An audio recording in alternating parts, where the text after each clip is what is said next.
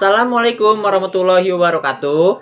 Perkenalkan, saya Aulio Faiz dari kelas 04 PPKE 004 Fakultas Keguruan Ilmu Pendidikan. Dan saya di sini akan menjelaskan tentang hukum tata negara. Pengertian hukum tata negara, pada umumnya kata hukum itu diartikan sebagai peraturan-peraturan mengenai tingkah laku orang di dalam masyarakat yang mempunyai sanksi yang bisa dipaksakan. Hukum ini lahir untuk mengatur dan menyelesaikan pelaksanaan kepentingan yang berbeda-beda di antara anggota-anggota masyarakat. Sedangkan negara adalah organisasi tertinggi di antara satu kelompok atau beberapa kelompok masyarakat yang mempunyai cita-cita untuk bersatu, hidup dalam daerah tertentu, dan mempunyai pemerintahan yang berdaulat. Hukum tata negara menurut Van der Pot yaitu Van der Pot mengatakan bahwa hukum tata negara merupakan serangkaian peraturan yang digunakan untuk menentukan badan mana saja yang digunakan dan diperlukan, kewenangan masing-masing badan, hubungan antara badan satu dengan badan yang lain, serta hubungan dengan individu-individu di dalam suatu negara. Dan yang kedua, ada sumber hukum tata negara. Pada umumnya, sumber hukum diartikan sebagai sesuatu yang menyebabkan kaidah hukum itu ada atau sesuatu yang menyebabkan hukum itu ada kekuatan. Logikanya, sumber hukum adalah sesuatu yang dijadikan bahan penyusunan dan pengesahan daripada hukum tersebut. Sumber hukum itu adalah, yang pertama, segala sesuatu yang menimbulkan aturan-aturan yang mengikat dan memaksa sehingga apabila aturan-aturan ini dilanggar akan menimbulkan sanksi yang tegas dan nyata bagi pelanggarnya. Dan yang kedua, tempat dari mana asal muasal suatu nilai atau norma tertentu berasal. Dan yang ketiga, sebagai asas hukum atau sebagai sesuatu yang merupakan permulaan hukum. Dan yang keempat, menunjukkan hukum terdahulu yang memberikan bahan-bahan kepada hukum yang sekarang berlaku. Dan yang kelima, sebagai sumber terjadinya hukum. Dan yang keenam, sebagai sumber dari mana kita mengenal hukum.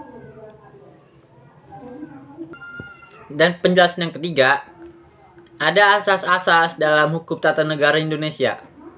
Di Indonesia terdapat 5 asas, yaitu asas Pancasila, asas negara hukum, asas negara kesatuan, asas kedaulatan rakyat dan demokrasi, dan yang kelima ada asas pembagian kekuasaan. Dan yang pertama, asas Pancasila.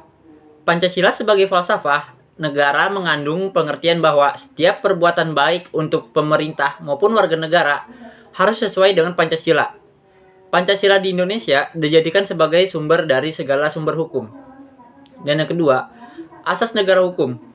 Yang dimaksud dengan negara hukum adalah negara yang berdiri di atas hukum yang menjamin keadilan pada warga negaranya.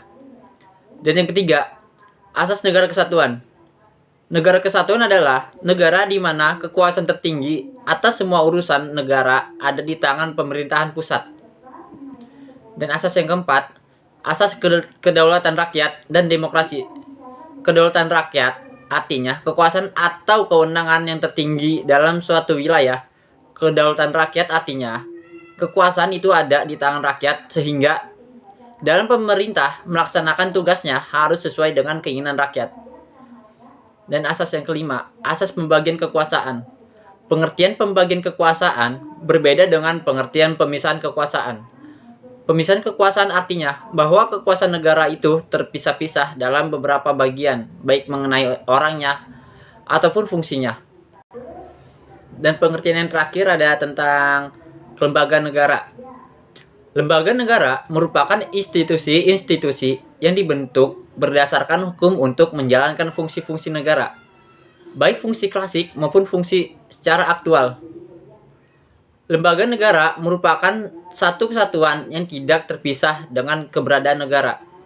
Pembentukan lembaga negara merupakan manifestasi dari mekanisme keterwakilan rakyat dalam menyelenggarakan pemerintahan dan sistem penyelenggaraan negara, yang di dalamnya mencakup mengenai kewenangan dan hubungan antara lembaga negara.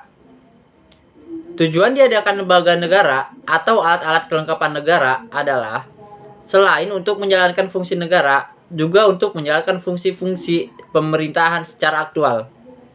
Dengan kata lain, lembaga-lembaga itu harus membentuk satu kesatuan, proses yang satu sama lain saling berhubungan dalam rangka penyelenggaraan fungsi negara dan fungsi pemerintahan.